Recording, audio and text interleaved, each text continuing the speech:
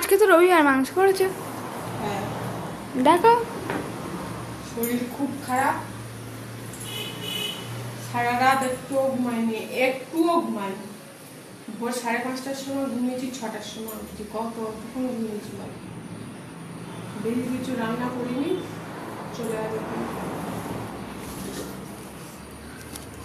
ডাল করেছি, মুসুর ডাল, এটা তো ডালটা থাকে। সবসময় থাকে। পটল ভাজা, বেগুন ভাজা, চিচিঙ্গা ভাজা। পটল ভাজা, বেগুন ভাজাটা আমার জন্য। আর করেছি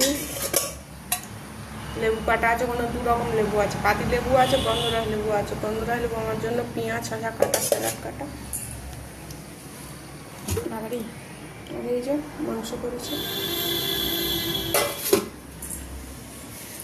তো আজকের এই অবধি, বসে তো আর কথা বলার ইচ্ছা নেই, আজকের এই অবধি।